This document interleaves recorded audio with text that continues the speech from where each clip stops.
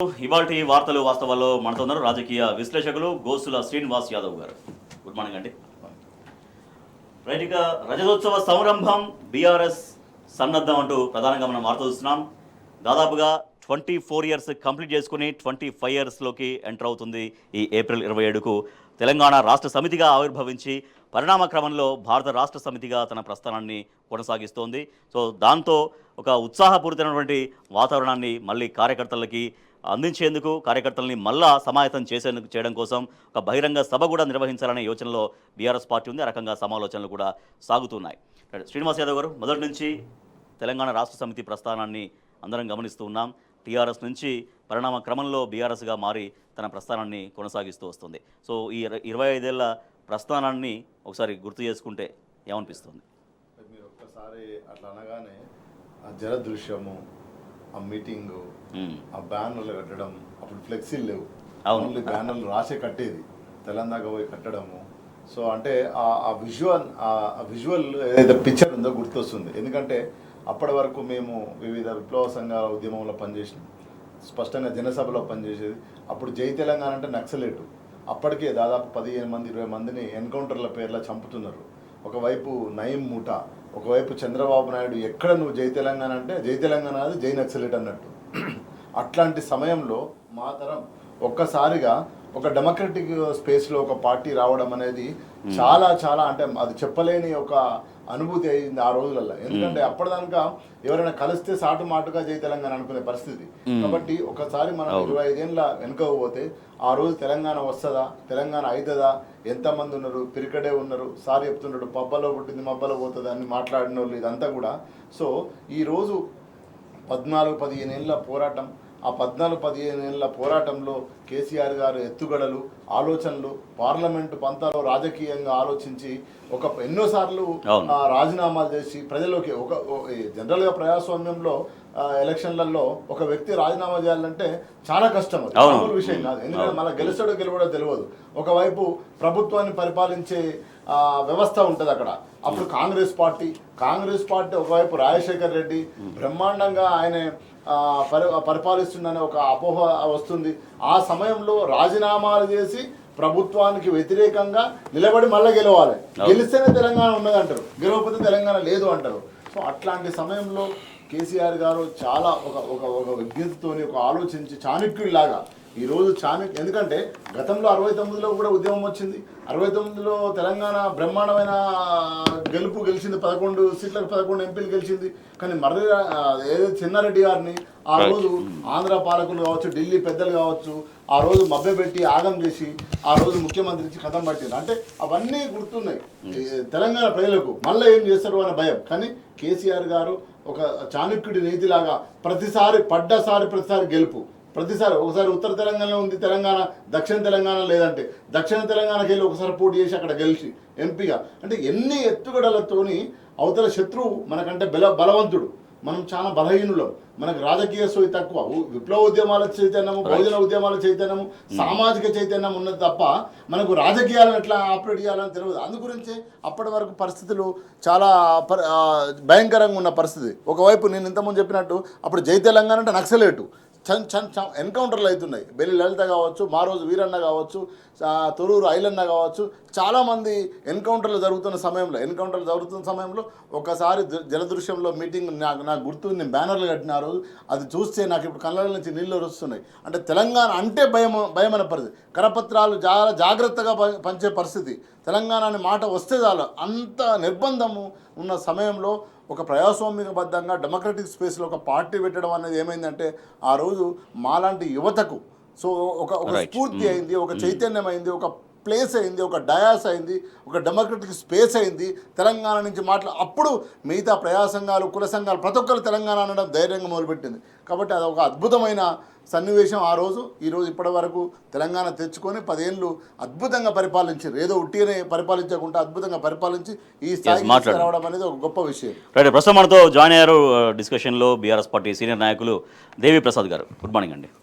దేవిప్రసాద్ గారు, BRS party టీఆర్ఎస్గా ఏర్పడి BRS పరిణామంగా క్రమం చెంది మొత్తం 24 ఇయర్స్ కంప్లీట్ చేసుకుని 25 ఇయర్స్లోకి ఎంటర్ అవుతున్నటువంటి సమయంలో సరే ఒక 2 నెలల ముందుగా నుంచే ఈ రకమైనటువంటి సమాలోచనలు బీఆర్ఎస్ పార్టీ కొనసాగించిన ప్రస్థానం గురించి చర్చ సాగుతుంది. దాంతోపాటుగా బహిరంగ సభ మొన్న ఫిబ్రవరిలో బహిరంగ సభ అన్నారు. సరే ఫిబ్రవరిలో కండక్ట్ చేయాలా, ఏప్రిల్లో కండక్ట్ చేయాలనేది ఒక సమాలోచన కూడా మీ పార్టీలో జరుగుతుంది. సో టోటల్గా 13 సంవత్సరాల ఉద్యమ ప్రస్థానం, 10 సంవత్సరాల పరిపాలన విధానం, ఇవన్నీ కూడా ప్రజలకు చేరువైన విధానం ఎట్లా మాట్లాడుకోవచ్చు? గుడ్ మార్నింగ్ రాజేష్, వీక్షకులకు శుభోదయం. అంటే తెలంగాణ రాష్ట్ర సమితి తెలంగాణలో ఆవిర్భవించడమే ఒక చరిత్ర.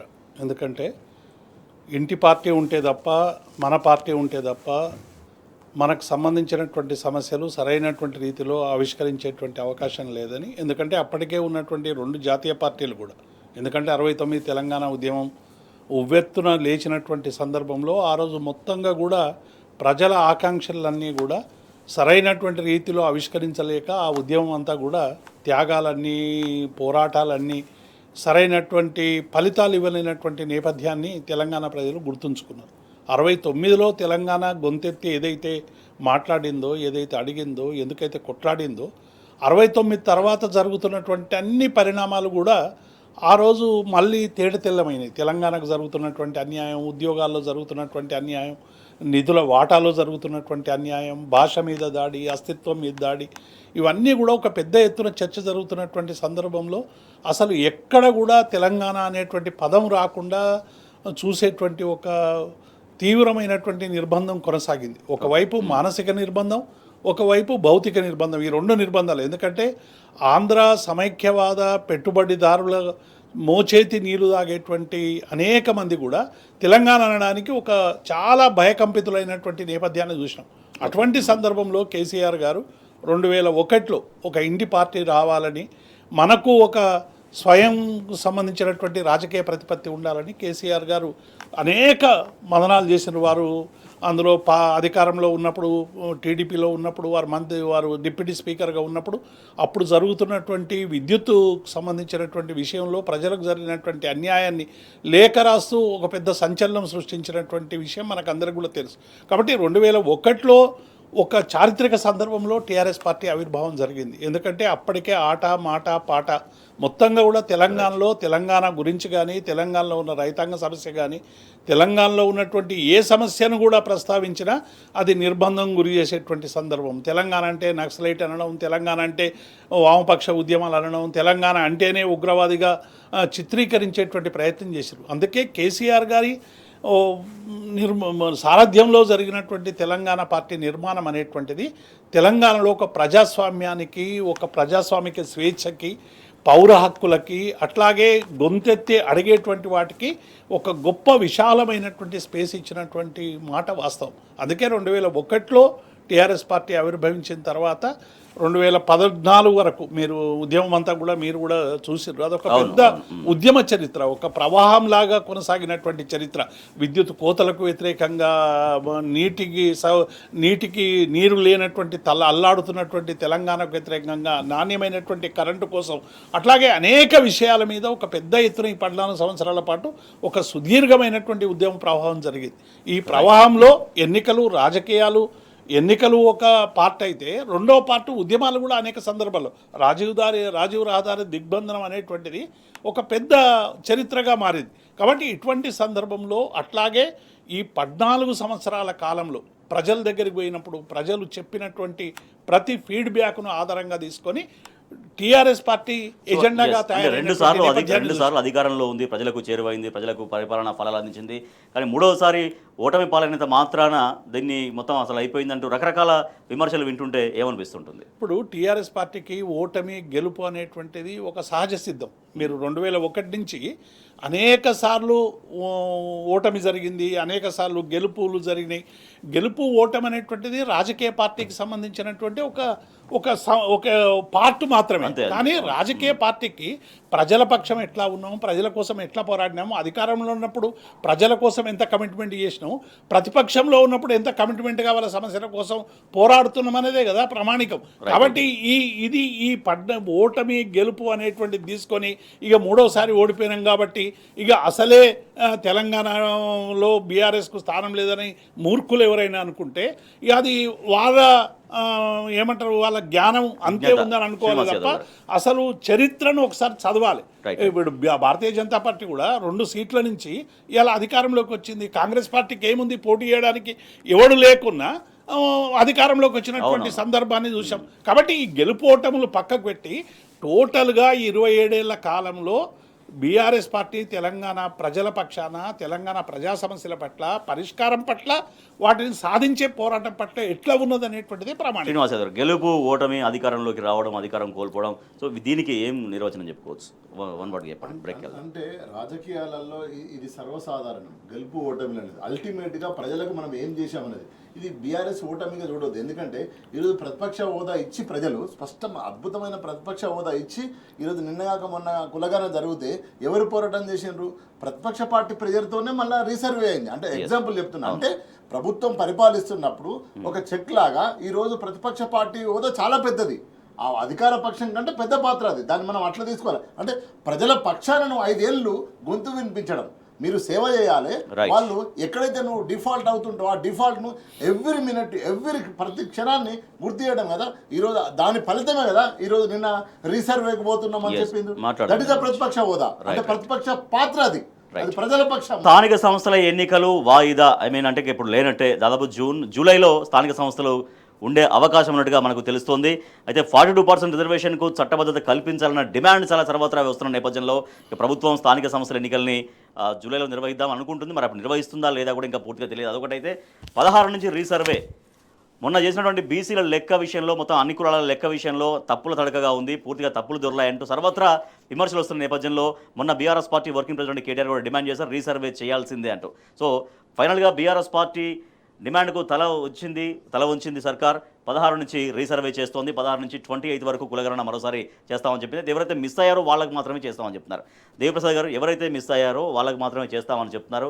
సో ఇప్పటికే చేసినటువంటి సర్వేనే తప్పులు తడకగా ఉందంటే మరి కేవలం మిస్ అయిన వాళ్ళకి చేస్తే సరిపోతుందా, మళ్ళీ ఓవరాల్గా చేయాలనే డిమాండ్ ఏంటి? ఇప్పుడు రాజేష్ గారు, కుల సర్వే, ఆర్థిక సర్వే, రకరకాల సర్వేల పేరు మీద తెలంగాణ ప్రజల్ని సర్వే చేస్తామని చెప్పి కాంగ్రెస్ పార్టీ వంచి ఎంత మోసం చేసిందో గత 10 రోజులుగా తెలంగాణలో ఉన్నటువంటి బడుగు బలహీన వర్గాల గొంతులన్నీ కూడా ఎట్లా పెకులుతున్నాయో మనం అందరం కూడా చూసినాం. స్వయంగా కాంగ్రెస్ పార్టీలో ఉన్నటువంటి అనేక మందే ఈ సర్వే సరైంది కాదు, ఇది ఫలానా రెడ్డిలు త్రిబులా జరిపినటువంటి సర్వే, రెడ్డిలే రావాలి, రెడ్డిలే వెళ్ళాలి, రెడ్డిలే ఉండాలి అనేటువంటిది మనం అంటున్న మాట కాదు. నిన్న బీసీలకు సంబంధించినటువంటి ఒక మేధావుల సమావేశంలో బీసీలకు సంబంధించినటువంటి నాయకులు చెప్పినటువంటి మాట. కాబట్టి ఈ సర్వే బీసీలకు కానీ, ఎస్సీలకు కానీ, ఎస్టీలకు కానీ అన్ని వర్గాలను వంచింది అనేటువంటిది ఇవాళ మొత్తం తెలంగాణ సమాజం అంతా గొంతెత్తుతున్నటువంటి నేపథ్యం. మొదలు ఇవాళ ప్రభుత్వం ఏం చెప్పాలంటే ప్రజలకు క్షమాపణ చెప్పాలి. ఎందుకంటే ఇంతకాలం మీరు రీసర్వే అని కేటీఆర్ గారు కావచ్చు, మా పార్టీ నాయకులు అందరూ అట్లాగే అన్ని అంటే ఒక సుదీర్ఘకాలంగా ఈ బీసీ ఉద్యమం కోసం అనేక ఉద్యమాలు చేస్తున్నటువంటి అనేక మంది నాయకులు, ఆ నాయకులందరూ కూడా ఏం చెప్పారు? ఈ సర్వే తప్పులు తడుకుంది, రీసర్వే చేయాలని చెప్పినాం. కానీ ఇప్పుడు ప్రభుత్వం చేస్తున్నది ఏంది? ఎవరైతే లెఫ్ట్ ఓవర్ అయినరో వాళ్ళకి సంబంధించినటువంటి సర్వేనే మా చేస్తున్నది. చాలామంది ఏం చెప్తా ఉన్నారు, ఈ 54 ఏదైతే మీరు ఇచ్చినటువంటి ఫార్మేట్లో రకరకాల క్వశ్చనర్స్ ఉండడం వల్ల ప్రజలు సరైనటువంటి రీతిలో పాల్గొనలేదు, సరైనటువంటి సమాచారం చెప్పలేదన్నారు. ఇప్పుడు సరైనటువంటి సమాచారం చెప్పకనే తప్పులు వచ్చినాయని చెప్పినటువంటి మీరు ఈ బ్యాలెన్స్ వాళ్ళతో ఏమొస్తుంది? 3.1% ఏదో లెఫ్ట్ అయిందని అంటున్నారు. 30% అని మా శ్రీనివాస్ యాదవ్ గారు కానీ మిగతా మా బీసీకి సంబంధించినటువంటి నాయకులందరూ కూడా అనేక సందర్భాల్లో చెప్పారు. కాబట్టి ఇది డెఫినెట్గా ఇవాళ బీఆర్ఎస్ పార్టీ చెప్పినటువంటి వాటికి ఇవాళ తలొగ్గి రాష్ట్ర ప్రభుత్వం ఎందుకంటే ఇప్పుడు ఎన్నికల్లో పోయేటి ఇది ఎడ్డి తెలంగాణ అనుకున్నారు, కానీ చైతన్యవంతమైనటువంటి తెలంగాణగా మారింది. మీరు శాసనసభలో ప్రకటన పెడితే ఏదో సంతోషపడి మీకు ఏదో పాలాభిషేకం చేస్తామని అనుకున్నారు, కానీ ఇది చట్టబద్ధత అయితే తప్ప రిజర్వేషన్. సో వన్స్ ఒకటి జరిగిన తర్వాత మళ్ళీ అంటున్నారంటే ఫస్ట్ ఫెయిలియర్ అనేట్టే. కాబట్టి బీసీలకు కాంగ్రెస్ పార్టీ క్షమాపణ చెప్పాలి అనేది కేటీఆర్ గారు చేసిన డిమాండ్. అంతే కదా రాజేష్ గారు, డెఫినెట్గా కేటీఆర్ గారి డిమాండ్, బీఆర్ఎస్ పార్టీ డిమాండ్.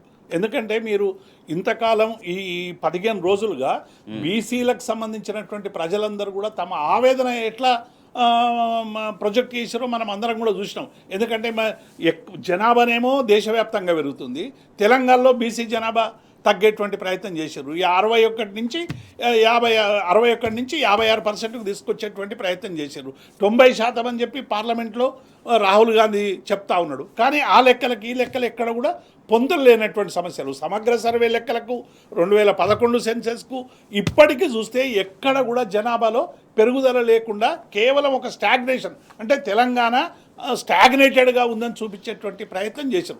కాబట్టి డెఫినెట్గా ఇవాళ బీసీ ఉద్యమకారులు చెప్పిన, కేటీఆర్ గారు చెప్పిన, బీఆర్ఎస్ పార్టీ అంతా కూడా, మా బీసీ నాయకులందరూ కూడా మద్రాస్ పోవడం కానీ లేకుంటే దాని మీద ఎక్సైజ్ చేయడం కానీ, బీఆర్ఎస్ పార్టీ మొత్తంగా కూడా ఈ బీసీలకు సంబంధించినటువంటి 42% రిజర్వేషన్లు ఇచ్చినాకనే, మీరు కామారెడ్డి డిక్లరేషన్ అమలు చేసినాకనే ఎన్నికలకు పోవాలని తెచ్చినటువంటి ఒత్తిడి వల్ల ఇవాళ ప్రభుత్వం ఎన్నికలకు పోలేనటువంటి ఒక అనివార్య స్థితి వచ్చింది.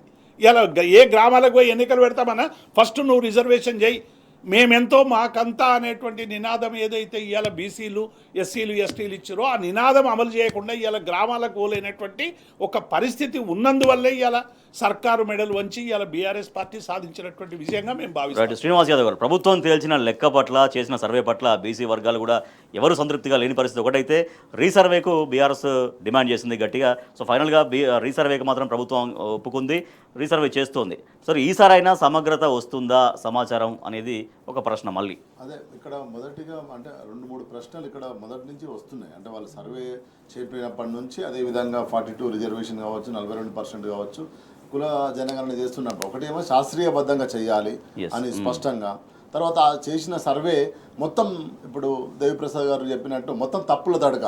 అందులో భాగంగానే స్పష్టంగా ఏంది, నిన్న హౌజ్లో ప్రతిపక్ష పార్టీ హోదాలో స్పష్టంగా డిమాండ్ చేసిండ్రు. ఎవరు కేటీఆర్ గారు కావచ్చు, అదేవిధంగా పార్టీకి సంబంధించిన ఎవరైతే ఉన్నారో తలసాని శ్రీనివాస్ యాదవ్, గంగుల కమలాకర్ డిమాండ్ చేసిండ్రు. ఈరోజు తప్పు జరిగింది కాబట్టే కదా రీసర్వే ఒప్పుకున్నారు. కాబట్టి ఇప్పటికైనా ఇంకో విషయం ఏంటంటే, మీరు చూడండి ఈ 15 రోజులలో ఏ ఒక్క చిన్న కుల సంఘం, బీసీ సంఘం కూడా ఇది అప్రిషియేట్ చేసి వెల్కమ్ చేయలేదు. ఎందుకు అంటే, నువ్వు నా లెక్క ఇప్పుడు దాదాపు ఈ దేశంలో మొదటిసారి కాదు, బీసీలను మోసం చేసిన ఏకైక పార్టీ అంటే కాంగ్రెస్ పార్టీ. వై బికాస్ అంటే నువ్వు 60 ఏళ్ళు పరిపాలించి ఇప్పటి వరకు నా లెక్క తెలుసలే, ఏదో నువ్వు ఈ రాష్ట్రంలో తెలుస్తానని మొదలుపెట్టినావు, నువ్వు హామీ ఇచ్చినావు, అది నమ్మి ఓట్లేసినావు. ఓట్లేసిన తర్వాత నువ్వు అది శాస్త్రీయబద్ధంగా చేయకుండా ఈరోజు బీసీ సంఘాల లెక్కలు, నా లెక్కలను నన్ను తక్కువ చేసి చూపిస్తే నిన్నట్లు ఒప్పుకుంటా. నువ్వు ఏమిస్తావు ఏమి అనేది తర్వాత విషయం, కానీ నన్ను క్లారిటీగా లెక్కలు చేయలేదు అనేది స్పష్టంగా ఈరోజు బీసీ మేధావులే కావచ్చు, ప్రతి ఊర్లో కుల సంఘాలు, ప్రజా సంఘాలు దీన్ని వ్యతిరేకించింది. దాని ప్రజలతోనే ఈరోజు ప్రతిపక్ష పార్టీ, ఒకవైపు ప్రజా సంఘాలు, ఒకవైపు బీసీ కుల సంఘాలు, ఇవన్నీ కూడా ఈరోజు వ్యతిరేకత వచ్చింది. కాబట్టి వ్యతిరేకత కాదు, డిమాండ్ చేసిండ్రు, ఇది శాస్త్రీయబద్ధంగా లేదు, ఇది తప్పుల తడక. ఈరోజు ఒక వర్గాన్ని నువ్వు పెంచడం కోసం 15% చూపించడం ఏంది, అది 51% ఉంది కదా ప్రభుత్వం లెక్కలలో, ఈరోజు 46% ఏంది. ఇంతకుముందు అన్న చెప్పినట్టు జనాభా ప్రపంచంలో, దేశంలో, రాష్ట్రంలో, గ్రామంలో పెరుగుతుంది కానీ తగ్గడం ఏంది అనే దాని మీద వచ్చింది. కాబట్టి అశాస్త్రీయబద్ధంగా వచ్చింది. కాబట్టి ఈరోజు చెప్పు, ఇప్పటికైనా నేను ఏమంటున్నా అంటే, ఈ 16 నుంచి 28 చేస్తారా, 16 నుంచి వచ్చే నెల మార్చి చేస్తారా, నువ్వు ఉరికి పోయి పసలు కాగితే పొద్దు ఉరికేది ఏం లేదు, నువ్వు ఎలక్షన్లో ఉరికేది కూడా ఏం లేదని స్పష్టంగా అర్థం. ఇప్పటికైనా శాస్త్రీయబద్ధంగా కమిట్మెంట్గా చేస్తే మాత్రమే ప్రజలు యాక్సెప్ట్ చేస్తారు. లేదు ఏదో నేను నా దగ్గర అధికారం ఉంది కదా, నేను డిజిటల్ నెంబర్లను మారుస్తా, నెంబరింగ్ గేమ్ చేస్తా అంటే మాత్రం ప్రజలు ఒప్పుకోరు. ఆ 42% ఇవ్వడం కోసం నువ్వు శాస్త్రీయబద్ధమైన సర్వే చేయాలి. ఇది స్పష్టంగా ప్రతిపక్షాల గెలుపు, అదేవిధంగా ప్రజా సంఘాల, బీసీ కుల సంఘాల వ్యతిరేకత, వాళ్ళ పోరాట ఫలితమే ప్రభుత్వం దిగొచ్చి ఈరోజు రీసర్వే. ఇప్పుడు రిమైనింగ్ వాళ్ళకు చేస్తే మళ్ళీ అది పూర్తిగా సమగ్రం అవుతుందా కాదా అన్నటువంటి, సో ఇప్పటికే చేసిన దాని మీదనే సంతృప్తిగా లేరు ఎవరు, అదే దానికి ఇది యాడ్ అవుతుంది అంతే. నేనేమంటున్నా, యాడ్ అవుతుందా, యాడ్ చేసి ఇంకా పెంచుతారా మీరు అందుగురించి నెంబరింగ్ గేమ్ చేస్తే మాత్రం ప్రమాదం అవుతారు. ఈ రోజు నెంబరింగ్ గేమ్ చేసారు కదా మీరు, 46.26% బీసీలని, 15% ఓసీలని నువ్వు నెంబరింగ్ చేస్తేనే కదా. మళ్ళీ నేనేదో వీళ్ళు ప్రతిపక్ష పార్టీ ప్రెజర్ చేసింది, బీఆర్ఎస్ పార్టీ బీసీ సంఘాలు ప్రెజర్ చేసినాయని నువ్వు ఈ 3% ఏదో నెంబర్లు మార్చినావు అనుకో, సర్వే చేయకుండా తెలిసిపోదు. ఇప్పుడు నా ఇంటికి రాలేదండి, నేను నా ఇంటికి రాలే అని తెలిసిపోతుంది, దేవిప్రసాద్ గారు ఇంటికి రాలేదని తెలిసిపోతుంది కదా. తెలిసిపోయిన ప్రజానికమే ఒప్పుకుంటలేదు ఇక్కడ. రేపు నువ్వు నా ఇంటికి వచ్చి నా తీసుకోలేదు అనుకో, ప్రజలు ఒప్పుకోరు.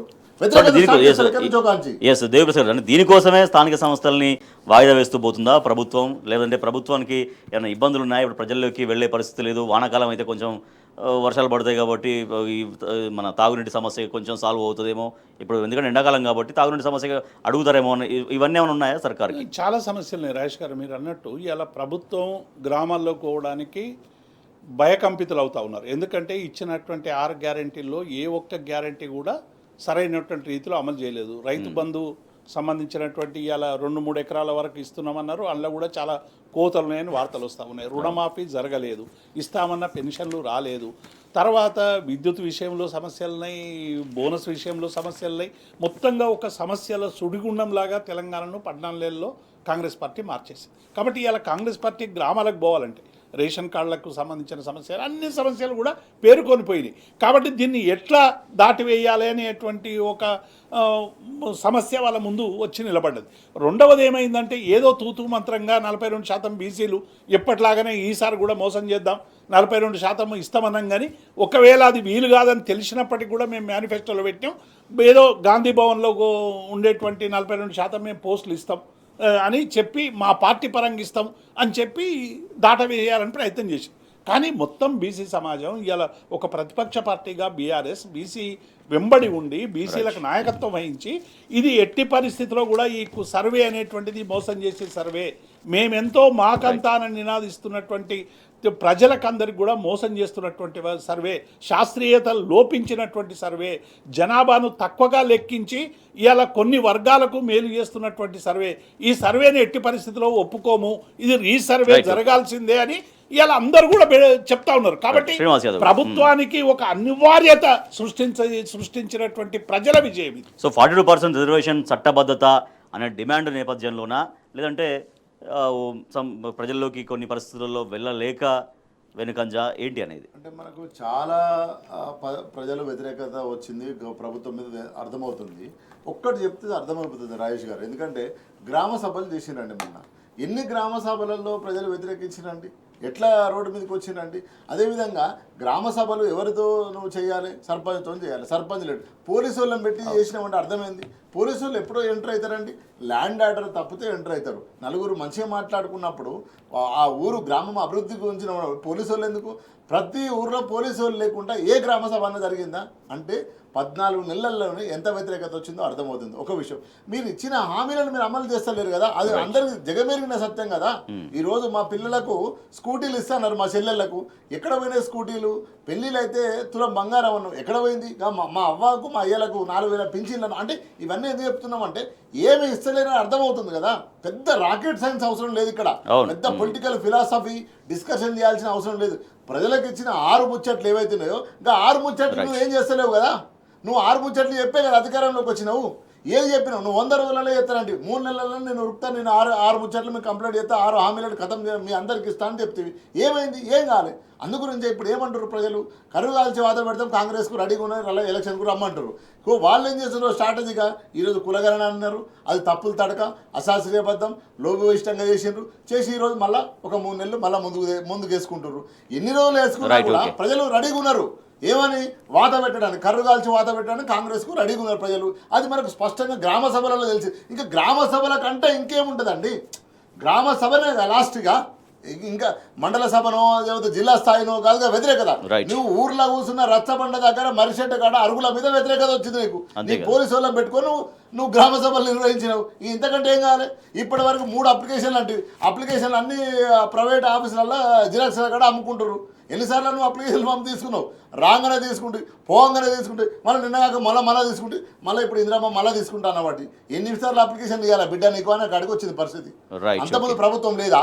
అంతకుముందు ఈ దేశంలో గవర్నమెంట్ లేదా? ఈ రాష్ట్రంలో గవర్నమెంట్ లేదా? పరిపాలించిన ఆ సిస్టమ్ అంతా ఉంది కదా రెడీగా. ఆ సిస్టమ్ అంతా ఉంది కదా.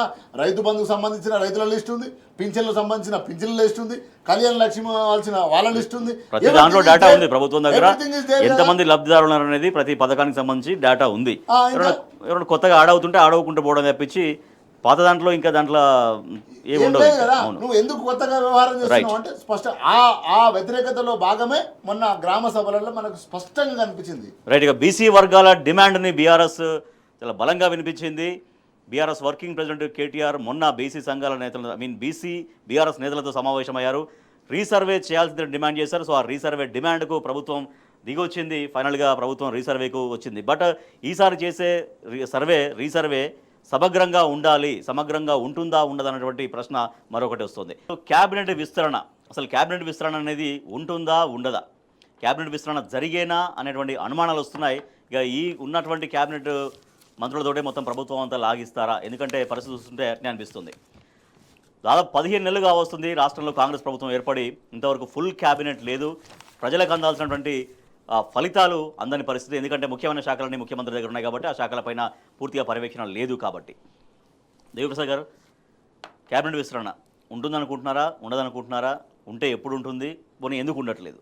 ఇప్పుడు రాజు గారు, కాంగ్రెస్ పార్టీకి మంత్రివర్గ విస్తరణ అనేటువంటిది ఒక పెద్ద, అంటే అధికారంలోకి రావడం ఎంత కొంత ఈజీ అయింది కానీ దీన్ని నిర్మించడం అంత కష్టమైతా ఉంది. కారణం ఏంటంటే, ఒకటి ఇవాళ బీసీకి సంబంధించినటువంటి 42% రిజర్వేషన్లు కావాలి అని చెప్పి ఇవాళ మొత్తం సమాజం అంతా ప్రశ్నిస్తున్నటువంటి సందర్భాన్ని చూసాం. కాబట్టి రేపు ఈ క్యాబినెట్ అంతా కలిపితే క్యాబినెట్లో 42% ఇవ్వకుంటే మీ చిత్తశుద్ధి ప్రజలకు తేటతెల్లమయ్యేటువంటి అవకాశం ఉంది. కాబట్టి క్యాబినెట్ నిర్మాణం చేసేటువంటి పరిస్థితి లేదు. ఒకవైపు రేవంత్ రెడ్డి మీద ఎమ్మెల్యేలు అందరూ కూడా పెద్ద ఎత్తున బ్లాక్మెయిల్ చేయడానికి రకరకాల సమావేశాలు పెట్టుకొని ప్రభుత్వం మీద ఒత్తిడి తెస్తున్నటువంటి సందర్భాన్ని చూసాం. చివరికి ఏమైపోయిందంటే, ఏ ఎమ్మెల్యే సిఫారసు చేస్తే ఏ బిల్లు ఇచ్చినా అని పవర్ ప్రజెంటేషన్ దేశ చరిత్రలోనే మొదటిసారి క్యాబినెట్లో జరిగిందనేటువంటి విషయం అందరికి తెలిసిందే. ఈయన చెప్తే నేను చేసిన, ఆయన చెప్తే నేను చేసిన అని ఆర్థిక మంత్రి సంజాయిషి ఇచ్చుకునేటువంటి పరిస్థితి ఏర్పడ్డది. కాబట్టి ఇటువంటి సందర్భంలో ఇక అసలు క్యాబినెట్ ఉంటుందా ఉండదా అనేటువంటి పరిస్థితి. రెండో వైపు ఏమో పరిపాలన అంతా కూడా పడికేసింది. 14 నెలలుగా విద్యాశాఖ మంత్రి లేకపోవడం వల్ల గురుకుల విద్యకు సంబంధించినటువంటి పట్టించుకునే నాతుడు లేడు. 54 మంది చనిపోయి బీఆర్ఎస్ గురుకుల బాట పట్టిన తర్వాత ఏదో కలెక్టర్లకు, అడిషనల్ కలెక్టర్లకు సూచనలు ఇచ్చి కొంతమేరకు ప్రయత్నం జరిగింది. కానీ ఇంకా సమూలమైనటువంటి విద్యకు సంబంధించినటువంటిలో ఒక మంత్రి లేడు. అనేక శాఖలకి, ఇలా హోంశాఖకు మంత్రి లేడు, ఇంకొక దానికి మంత్రి లేడు. మంత్రి లేకపోవడం వల్ల ఆ శాఖలకు సంబంధించినటువంటి మానిటరింగ్ జరుగుతలేదు. నాయకుల మధ్య పోటీనా, అంతర్యుద్ధమా, లేకపోతే అంతర్గతంగా ఊరికి పడకపోవడమా? ఇప్పుడు ఎవరికి ఇస్తే మళ్ళీ ఇంకొకరికి ఇబ్బందులు వస్తాయి అనడమా? సో ఫైనల్గా ప్రజలు కదా నష్టపోయేది. మరి అంతే కదా, నాయకుల మధ్య పోటీ వల్ల ఆగిపోతుందా? దేనికి అనుకుంటున్నారు? ఇప్పుడు రాజు గారు, వాళ్ళకు ఉన్నటువంటి చట్టబద్ధ ప్రకారం, రాజ్యాంగ ప్రకారం మంత్రులను పెట్టుకోవాల్సినటువంటి సంఖ్యనే పెట్టుకోలేనటువంటి కాంగ్రెస్ ఇక చట్టబద్ధత 42% బీసీలకు చేస్తుందని ప్రజలు ఎవరు నమ్మేటట్టున్నాడు. ఇవాళ అసలు వాళ్ళ మంత్రివర్గాన్నే ఇలా నిర్మించు. రెండే ప్రశ్నలు రాజేష్ గారు, మన ద్వారా కానీ ప్రజల ద్వారా కానీ. మీరు 42%కి మేము చిత్తశుద్ధున్నామని బల్లగుద్ది పదే రేవంత్ రెడ్డి గారు కానీ వాళ్ళ మంత్రులు గారు చెప్తా ఉన్నారు. మీరు డెఫినెట్గా ఇవాళ మంత్రివర్గంలో 42% ఇవ్వండి. చట్టబద్ధత దీనికి అవసరం లేదు. 42% ఇవాళ బీసీలకు మీరు మంత్రి పదవులు ఇవ్వండి. రెండవది, ఇవాళ ఎమ్మెల్సీ ఎన్నికలు జరుగుతూ ఉన్నాయి. మీరు క్యాండిడేట్లు అక్కడ ఇక్కడ మీరు అన్నిట్లలో రెడ్డిలకే సపోర్ట్ చేస్తూ ఉన్నారు కదా. ఇక్కడ కరీంనగర్ లోకరెడ్డికి, నల్గొండ లోకరెడ్డికి మీరు సపోర్ట్ చేస్తూ ఉన్నారు కదా. మళ్ళీ ఇందులో ఒక బీసీని ప్రకటించండి. ఇవాళ మీ చిత్తశుద్ధి ఉంటే ఇవాళ కరీంనగర్లో క్యాండిడేట్ను మార్చి బీసీని ప్రకటించండి. ప్రకటిస్తే నిజంగానే బీసీలు అయ్యో మా కాంగ్రెస్ పార్టీ బీసీల పట్ల కొంత కన్సర్న్ ఉందని నమ్మేటువంటి అవకాశం ఉంది. కాబట్టి మీరు బీసీల పట్ల ప్రేమ లేదు, బడుగు బలహీన వర్గాల పట్ల ప్రేమ లేదు, సమస్యల పట్ల ప్రేమ లేదు, ఈ సమాజం పట్ల ప్రేమ లేదు. కేవలం అధికారం కొనసాగించాలి, ఏఐసిసి జేబులు నింపాలి అనేటువంటి ప్రయత్నం తప్ప మీరు చేస్తున్నది ఏంది? ఈ 14 నెలలుగా ఏ ఒక్క సమస్యనైనా పరిష్కరించరా? సమస్య పరిష్కరించడానికి ప్రయత్నిస్తున్నటువంటి వాళ్ళ మీద లాఠీ చార్జీ, నిర్బంధం, మీరు నిర్బంధకాండ తప్ప ఇంకేమైనా చేసిండ్రా? కాబట్టి డెఫినెట్గా ఇలా కాంగ్రెస్ పార్టీ ప్రజలకు జవాబు చెప్పాల్సినటువంటి. శ్రీనివాస్ యాదవ్ గారు, క్యాబినెట్ విస్తరణ, మంత్రివర్గ విస్తరణ అనే అంశం ముఖ్యమంత్రి చేతుల్లో కానీ, ఇక్కడ రాష్ట్ర నాయకత్వం చేతుల్లో కానీ లేనట్టే కనపడుతుందా? ఎందుకంటే అధిష్టానం గ్రీన్ సిగ్నల్ ఇచ్చినప్పుడు తప్ప ఫలానా వాళ్ళకి ఇవ్వమని వాళ్ళే చెప్తే తప్ప ఇక్కడ విస్తరణ జరిగే అవకాశాలు లేనట్టే కనపడుతున్న పరిస్థితి. అంటే మనం రోజు చూస్తున్న వార్తలను బట్టి స్పష్టంగా అర్థమవుతుంది కాంగ్రెస్లో కల్లోలం అనేది అర్థమవుతుంది. ఎందుకంటే నిన్నగాక మొన్న జరిగిన ఒక ఇన్సిడెంట్, మనం ఏదైతే రాహుల్ గాంధీ వస్తున్నాడని కంప్లీట్గా ఎస్పీకి సంబంధించిన వాళ్ళు అక్కడ ఉన్న ఎస్పీకి సిపికి మాట్లాడారు. సడన్లీగా ఆయన వచ్చి ఆయన వెళ్ళిపోతాడు, అట్టెట్లా పోతాడని రేవంత్ రెడ్డి అంటే ఆయనతో ట్రావెల్ చేయడానికి ఇష్టం లేకనే రాహుల్ గాంధీ ఈరోజు ఆ టూర్ను క్యాన్సిల్ చేసుకుంటా అనేది మనం చాలా విశ్లేషకులు పేపర్లలో విన్నాం. అంటే నేనేమంటున్నా, వాళ్ళు ప్రజలకు చెప్పిన హామీలను అమలు పరచడం పక్కన పెట్టేసి ఈ రోజు వాళ్ళు ఓన్లీ వాళ్ళ పదవులను కాపాడుకోవడానికి ప్రయత్నాలు జరుగుతున్నాయి స్పష్టంగా. ఢిల్లీకి ఈ రోజు కప్పం కట్టుకొని ప్రభుత్వాన్ని వెనకట ఏదైతే ఫ్యూడల్ రాజ్యాలు ఉండేనో ఆ రాజ్యాల లెక్క కప్పం కట్టుకొని ఈరోజు అవుతుంది. స్పష్టంగా ఈరోజు అసెంబ్లీ జరుగుతుందండి, ఎల్బీ నగర్లో అత్యాచారం జరిగింది. ఎవరు మాట్లాడాలండి దాని మీద? హోంమంత్రి మాట్లాడాలి. ఎక్కడ ఉన్నాడండి హోంమంత్రి? హోంమంత్రి లేడు ఈ రాష్ట్రానికి. ఈరోజు ల్యాండ్ ఆర్డర్ అంటే ముఖ్యమంత్రి తర్వాత ప్రధానమైన మంత్రిత్వ శాఖ ఏది అంటే ల్యాండ్ ఆర్డర్ హోంమంత్రి. లేకపోతే ఈ రాష్ట్రాన్ని దాదాపు సంవత్సరంన్నర నుంచి పరిపాలిస్తున్నట్టు ఎంత సిగ్గుసేటు, ఎంత ఫెయిల్యూర్ ఇది. ఒకటి దాదాపు 50కి సంబంధించిన 60-70 మంది పిల్లలు మన బిడ్డలు, తెలంగాణ బిడ్డలు అన్నంలో అన్నంలో అది కలిపి ఇది ఫుడ్ పాయిజన్ అయ్యి చనిపోవడం జరిగింది. ఎంత బాధాకరం అండి. ఆ తల్లిదండ్రుల గోస పేగుబంధం ఎంత గోస ఉంటుంది. ఈరోజు నువ్వు దానికి సంబంధించిన మంత్రి లేడు. ఎవరికైనా ఆయన నీ ఎమ్మెల్యేలు ఎవరో ఒకరికి ఇవ్వాలి కదా. ఉంటే దానికి సంబంధించిన సెక్రటరీ ఉంటాడు, సెక్రటరీ మాట్లాడుతుంటాడు, రివ్యూలు అవుతాయి. ఈరోజు వాంకిడిలో ట్రైబల్ బాలికలు అస్తవ్యవస్థగా ఆగమైతే ఈరోజు నిమ్స్లకు వచ్చి అడ్మిట్ అయితే నిమ్స్లకు పోయినాక హరీష్ రావు గారు పోయి పరామర్శించినాక అప్పుడు ఎవరైతే మన బీసీ సంబంధించిన పొన్నం ప్రభాకర్ గౌడు అదే కొండ సురేఖ పోయి సకినాలు తింటే వాళ్ళకి సకినాలు మనం తినలేదా, మడుగుబూలు మనం తినలేదా, వాళ్ళే తిన్నారా? ఒక్కరింటి అవుతుంది. మొత్తం 400 మంది పిల్లల సకినాలు ఒక్క ఇంటికైనా చేసుకొని వచ్చారు.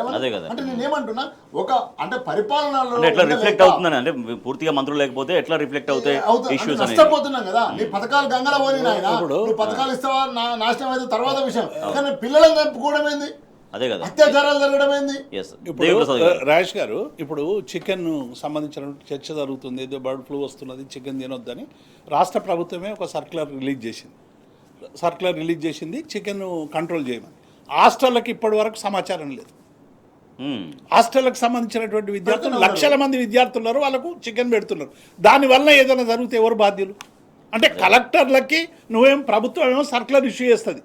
సర్క్యులర్ ఇష్యూ చేసినాక జిల్లా కలెక్టర్లు కనీసము ఆ హాస్టళ్ళకి సంబంధించినటువంటి విద్యార్థులు ఇవాళ నేను పొద్దున వస్తే ఒక వార్డెన్ చెప్తా ఉంది, సార్ మాకు ఇప్పటి వరకు సమాచారం లేదు, సోషల్ మీడియాలో చూస్తేనేమో భయం అవుతా ఉన్నది, ఏదోదో వస్తున్నది, ప్రభుత్వమే ఒక ఆదేశం ఇచ్చిందని పత్రికల్లో వార్తలు వస్తూ ఉన్నాయి, కానీ మాకు చెప్పలేదు, రేపు ఏదైనా జరిగితే ఎవరు బాధ్యులని ఆమె నాకు ఫోన్ చేసి అడుగుతూ ఉంది. కాబట్టి ఇవాళ ఏమైందంటే ప్రభుత్వంలో కోఆర్డినేషన్ లేదు, సరైనటువంటి సమాచారం లేదు. పరిపాలనకు సంబంధించి ఇంతకుముందు యాదవ్ చెప్పినట్టు అసలు ఓ మినిస్టర్ లేకపోవడం వల్ల ఏ ఇష్యూ దగ్గరికి ఎవరికి వాళ్ళు ముఖ్యమంత్రిని కలవడానికి వీలవుతుందా? ఒక సభ పెట్టుకోవాలంటే పోలీస్ వాళ్ళు తిరస్కరిస్తే ఎవరి దగ్గరికి పోయి పర్మిషన్కు అప్లై చేసుకోవాలి? ఇక కోర్టులు తప్ప ఇంకో మార్గం లేదు. ప్రతి ఒక్కరు కూడా కోర్టులకు పోవాలి, పర్మిషన్లు తెచ్చుకోవాలి. చివరికి బీఆర్ఎస్ సభలకు కూడా ప్రజాస్వామ్యబద్ధంగా, బీఆర్ఎస్ పార్టీ అనేది ఒక రాజకీయ పార్టీ, ప్రజాస్వామ్యబద్ధంగా 10 ఏళ్ళు పరిపాలించినటువంటి పార్టీ. ఈ పార్టీ కూడా సభలు పెడతామంటే శాంతి భద్రతల సమస్య, ఇంకొక సమస్య, ఆ సమస్య అని చెప్పి ఇవాళ పర్మిషన్లు ఇవ్వకుండా కోర్టు ధరకు పోయేటువంటి పరిస్థితి వచ్చింది.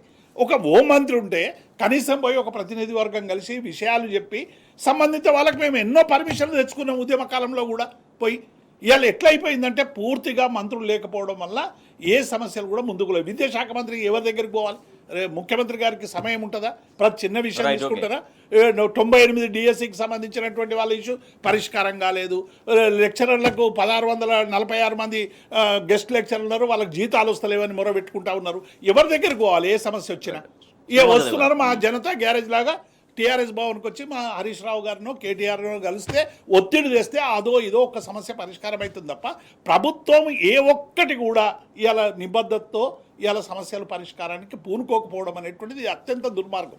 శ్రీనివాస్ యాదవ్, ఢిల్లీ హైకమాండ్ చెప్తేనే ఇక్కడ కేబినెట్ విస్తరణ జరుగుతుందంటే సరే అదేనే ఓకే, బట్ ఆ ఢిల్లీ హైకమాండ్ కూడా ఎందుకు చెప్పట్లేదు? రాష్ట్ర నాయకత్వంపై ఎందుకు కలవట్లేదు? కలుద్దామని ప్రయత్నం చేస్తే టైం ఎందుకు ఇవ్వట్లేరు? ఇవన్నీ కూడా రకరకాల క్వశ్చన్స్. మళ్ళీ 100 గ్రూపులు అండి, 100 గ్రూపులు 150 పంచాయతీలు ఉంటాయి. వాళ్ళకు పరిపాలన ఢిల్లీకి ఏముందండి? ఈరోజు బీఆర్ఎస్ పార్టీ తెలంగాణ ఎందుకు సాధించుకుందండి? ఎందుకు సాధించుకుందంటే మావాడు మమ్మల్ని పరిపాలించాలని సాధించుకున్నారు స్పష్టంగా. ఈరోజు ఢిల్లీతో నేను ఏడ ప్రయాణం చేస్తావు కాబట్టి ఏంటంటే వాళ్ళు ఇప్పుడు ఈరోజు ప్రభుత్వం అంటే కేసీఆర్ గారు ప్రభుత్వం వచ్చిన తర్వాత తెలంగాణ తెచ్చుకున్న తర్వాత పరిపాలనను డీసెంట్రలైజ్ చేశారు. పరిపాలన డీసెంట్రలైజ్ చేయడం వల్ల ఏంది, ఒక ఆదిలాబాద్లో ఉన్న ఒక ఆసిఫాబాద్లో ఉన్న అతను ఆదిలాబాద్ జిల్లా హెడ్ క్వార్టర్ పోవాలంటే 6 గంటలు పట్టేది. ఈరోజు ఆసిఫాబాద్ జిల్లాలో అర్ధ గంటలో పోతున్నారు. ఈరోజు మంచిర్యాల నుంచి పోవాలంటే 4 గంటలు. అంటే నేనేమంటున్నా, తెలంగాణ తెచ్చుకున్న తర్వాత 33 జిల్లాలు చేసి డీసెంట్రలైజ్ చేసి అధికారులను దగ్గర చేసి అద్భుతమైన పరిపాలన అందిస్తుంటే వీళ్ళు పరిపాలన అంతా సెంట్రలైజ్ చేస్తున్నారు. ఈరోజు దేవిప్రసాద్ గారు చెప్పినట్టు, అన్నగారు చెప్పినట్టు స్పష్టంగా ఈరోజు ముఖ్యమంత్రి గారు కూడా ఎంత కష్టం అండి, ఎవరైనా కూడా, అది ఎవరున్నా కూడా.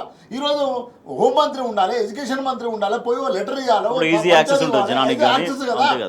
ఎవరు రివ్యూ చేయాలి? ఈరోజు ఎడ్యుకేషన్ మినిస్టర్ రివ్యూ చేయాలా, ముఖ్యమంత్రి ఎన్నిటి మీద రివ్యూ చేస్తాడు? ఇప్పటివరకు 15 నెలలు అయిపోయింది కదా, ఎవరిలో తగలబెట్టరా అండి? మా పిల్లలు చచ్చిపోతుంది ఇక్కడ, మా బిడ్డల మీద అత్యాచారాలు జరుగుతున్నాయి. ఇది ఇంపార్టెంట్, రెండు పోర్ట్ఫోలియోలు కూడా వెరీ ఇంపార్టెంట్ కదా. ఈ శాఖలను నువ్వు గాలికి వదిలితే ఎట్లా? కనీసం ఇప్పటికైనా, ఎందుకంటే వాళ్ళ మూటలు మోసడే సరిపోతుంది. ఇక మాటలు చెప్పుడు మూటలు మోసడు తప్ప పరిపాలన అందించేది. విజువల్ బాక్స్ లో మనం చూస్తున్నాం ఆల్రెడీ గురుకుల విద్యార్థులు నాగర్ కర్నూలు జిల్లాకు సంబంధించినటువంటి ఒక గురుకుల పాఠశాలలో దాంట్లో నిత్యం రాశారు, ఒక్క రోజుని కాదు, నిరంతర ప్రవాహం. దేవిప్రసాద్ అన్న చెప్పింది, నువ్వు చికెన్ బ్లడ్ ఫ్లో అవుతుందనో సర్క్యులర్ జీవో తీసినావు, నువ్వు నీ పిల్లలకు పెడుతున్నావు వారా నాయన, నువ్వు మళ్ళా ఎంత ఘోరం చెప్పాలి. మనం మాట్లాడడం చాలా చిన్నగా. రాజేష్ గారు చికెన్ పెట్టొద్దు అన్నారు, మళ్ళీ దానికి ఆల్టర్నేట్ గా పౌష్టికాహారం మటన్ పెడతారా? మటన్ పెడతా అంటే మటన్ కు చికెన్ కు మధ్య రేటుని ఏమైనా హాస్టళ్లకు మీరు పెంచుతారా?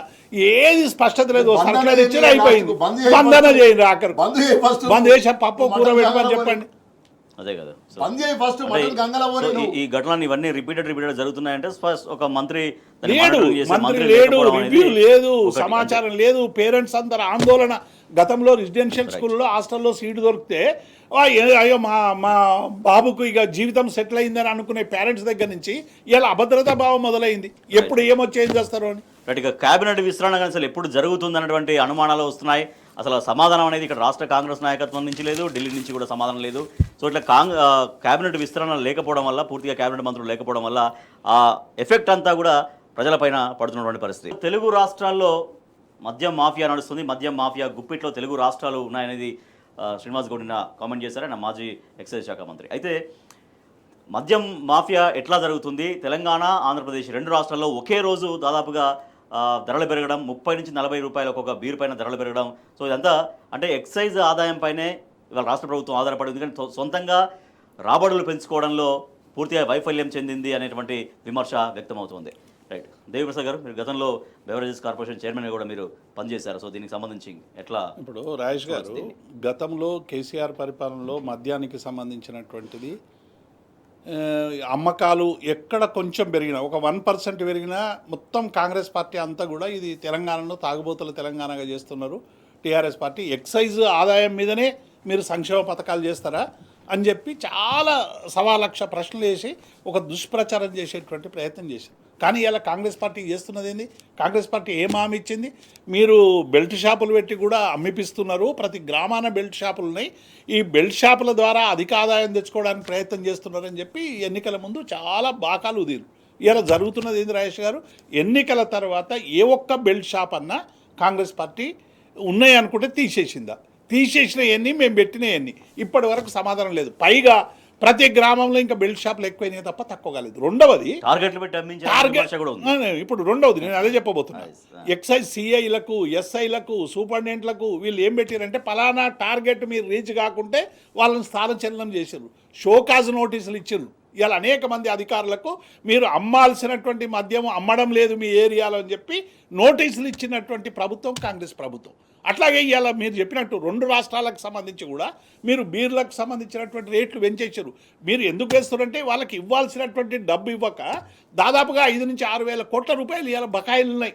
మీరు ఆ కంపెనీలకు సరైనటువంటి టైంలో చెల్లించక వచ్చిన 5-6 వేల కోట్లు మీరు ఇష్టం వచ్చినట్టు కాంట్రాక్టర్ల బిల్లులకు, రుణమాఫీకి వేరేట్టుగా మళ్ళిస్తూ ఉన్నారు.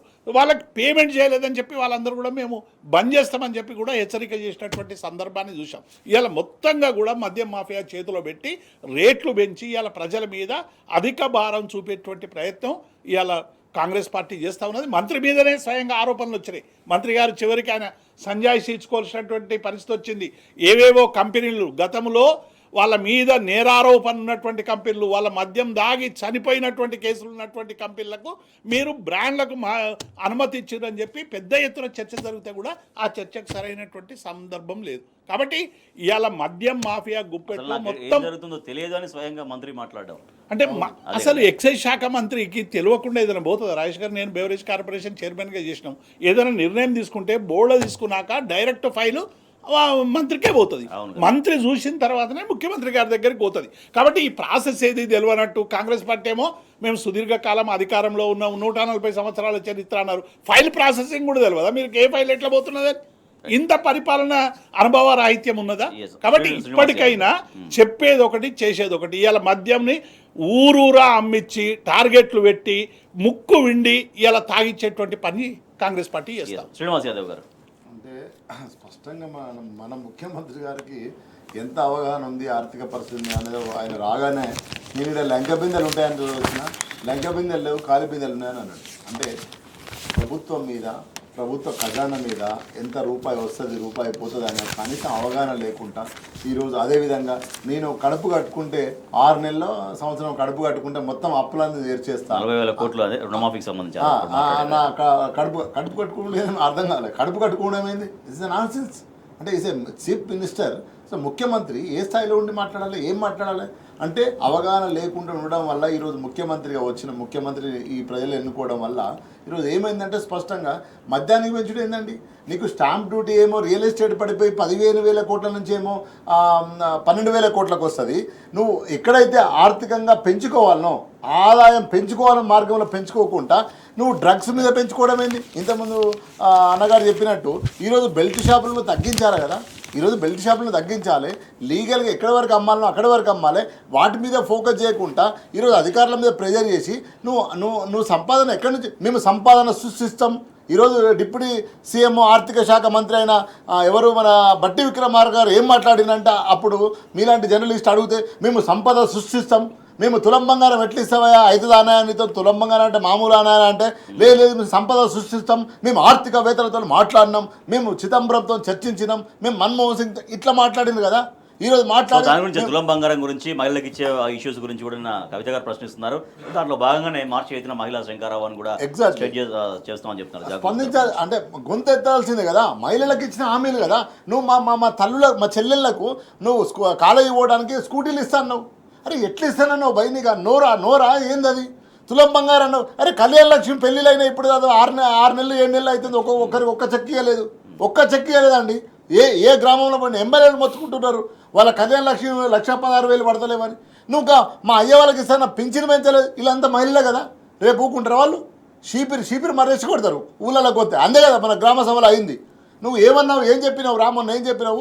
మాకు 2,000 నుంచి 4,000 ఇస్తా అన్నవారా, మా బిడ్డ పెళ్లి చేస్తే తులం బంగారం ఇస్తాను అన్నవారా, ఏడవైనవారు అన్నవారు అని లొల్లి పెట్టిండ్రు. ఎమ్మెల్యేలు లొల్లి పెట్టిర్రు, సర్పంచ్ మీద లొల్లి పెట్టిర్రు, అందరి మీద లొల్లి పెట్టిర్రు, ముఖ్యమంత్రి మీద తిట్టుకున్నారు. ఎందుకు తిడుతున్నారు? మహిళలే కదా, నేను నమ్మింది కదా, నువ్వు ఓట్లేసింది కదా. సో కాబట్టి తప్పకుండా ఏంటంటే నీకు ఆదాయం ఏ ప్రభుత్వం అయినా ఈ దేశంలో ప్రపంచంలో ఆ ప్రభుత్వం పరిపాలించే ప్రభుత్వం ఏ విధంగా ఉండాలంటే మంచి స్థానాల నుంచి ఆర్థికంగా పెంపొందించుకొని లాభాలను రాబట్టుకొని ప్రజల సంక్షేమంగా అభివృద్ధి చేయడానికి ఆలోచించాలి. నువ్వు అది ఆలోచిస్తలేవు. నువ్వు ఈరోజు డ్రగ్ అమ్మి సంపదను పెంచుకొని ఎవరికి పంచుతావు నాయన? ఎవరికి పంచాలనుకుంటున్నావు? పొంగులేటి శ్రీనివాసరెడ్డికి పంచాలనుకుంటున్నావా? బాంబు మినిస్టర్ పంచాలనుకుంటున్నావు? ఎవరికి పంచాలనుకుంటున్నావు? డబ్బులు సృష్టించి ఎవరికి పంచుతావు? నువ్వు కాంట్రాక్ట్లో పంచుతావా? అక్కడనేమో సర్పంచ్లకు కాంట్రాక్ట్ ఇవ్వలే. ఆ పక్కన ఇంకో ఫోటో చూపెట్టండి, లోన్లు కట్టకపోతే తలుపులు పీక్కపోతుంది. ఎన్నడండి చూసినాం? మా చిన్నతనంలో చూసినాం. ఇంటికి వచ్చి బ్యాంకు వాళ్ళంట తలుపులు ఎత్తుకపోతారట, బర్రలు ఎత్తుకపోతారంటే ఈరోజు బర్రలు ఎత్తుకపోతాను, తలుపులు ఎత్తుకపోతాను. సో ఇదో బెల్ట్ షాపులు తీసేయాలంటే మహిళలు ఆందోళన చేస్తున్నారు. ఎక్కడంటే ఇది నల్గొండ జిల్లా చిక్యాల్లో బెల్ట్ షాపులన్నీ ఎక్కువైపోయిన ఊర్లో తీసేయాలని. ఇది అక్కడ ఎమ్మెల్యే వాళ్ళ ఎమ్మెల్యేనే మరి నోముల వీరేశం. ఇప్పుడు అడగాలి అన్న, నేనేమంటున్నానంటే నువ్వు ఆదాయం పెంచుకోవాలి. ఏ ప్రభుత్వమైనా పెంచుకుంటే ఎక్కడి నుంచి పెంచుకుంటే మంచి ఆలోచనలు పెట్టి మంచిగా అభివృద్ధి చేసి అక్కడి నుంచి పెంచుకొని నువ్వు అద్భుతమైన రియల్ ఎస్టేట్కు నువ్వు 15,000 కోట్ల నుంచి 12,000 కోట్లు ఎత్తివి. ఎట్లా అక్కడ పెంచుకోవాలి కదా నువ్వు ఆదాయము. మంచి కంపెనీలు తేవాలి, మంచి హామీలు ఇవ్వాలి. ఈరోజు ఊళ్ళలో పోతే 25-30 లక్షలు ఉన్న భూమి 10 లక్షలు కూడా కొనేటోళ్ళు లేడు. ఒక ఫ్లాట్ అమ్ముడు పోతలేదు. ఎక్కడ పైసలు అక్కడనే ఉన్నాయి, ఎక్కడ రూపాయి పుడతలేదు. ఎక్కడి నుంచి ఎట్లా వస్తుంది నీకు? బీర్ల రేటు పెంచి పిత్తివి ఏంది ఇదంతా?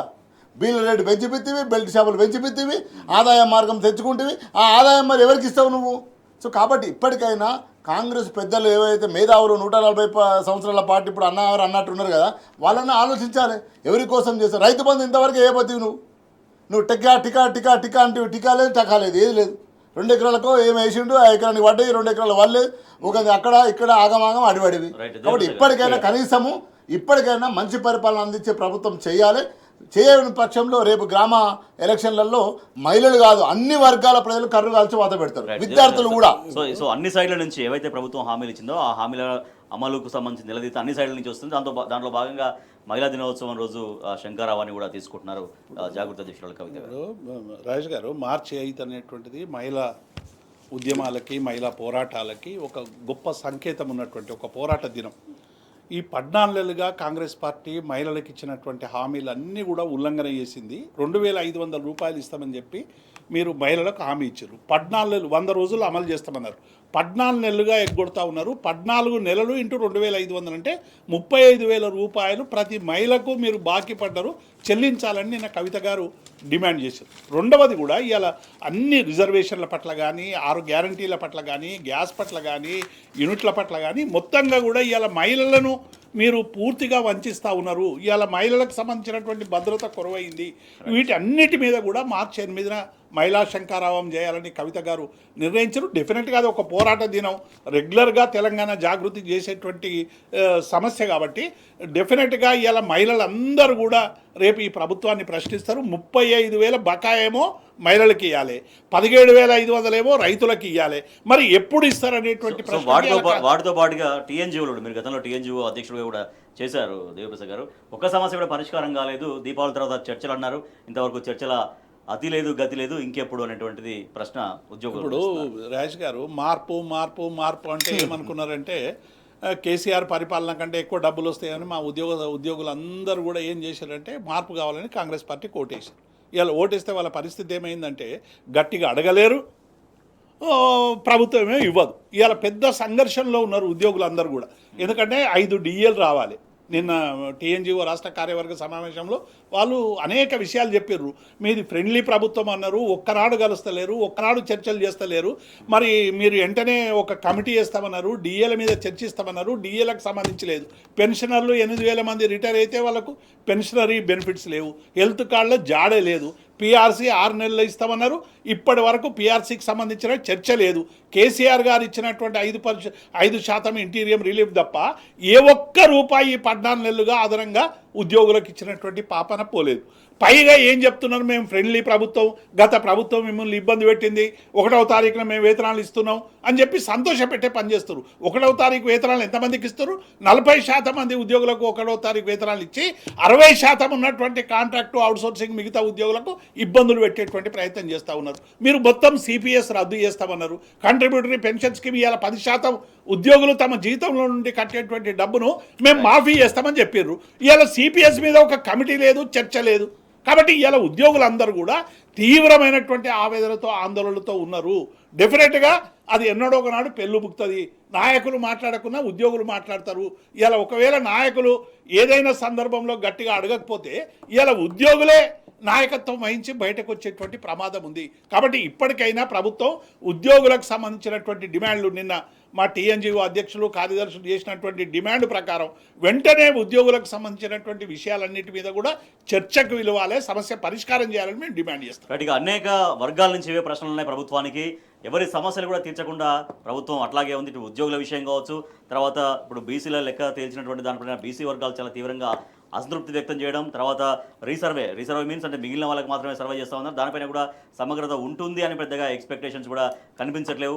మరోపక్క మహిళలకు ఇచ్చినటువంటి అనేక హామీలు ఉన్నాయి, దానిపైన కూడా మార్చి 8న శంకరావానికి పూనుకోబోతున్నారు తెలంగాణ జాగృతి అధ్యక్షురాలు ఎమ్మెల్సీ కల్వకుంట్ల కవిత గారు. సో ఇట్లా అనేక సమస్యలు ఉన్నాయి. ప్రభుత్వం ప్రజా సమస్యలతో పాటుగా ఇంకా అనేక ప్రభుత్వ విభాగాల సమస్యలు కూడా ఇంకా అట్లనే పరిష్కరించకుండా ఇట్లే మీనమేషాలు లెక్కిస్తుండడం పట్ల సర్వత్రా ఆగ్రహం వ్యక్తమవుతుంది. థ్యాంక్ యూ సో మచ్ దేవి ప్రసాద్ గారు, thank you so much Gosula Srinivas Yadav గారు.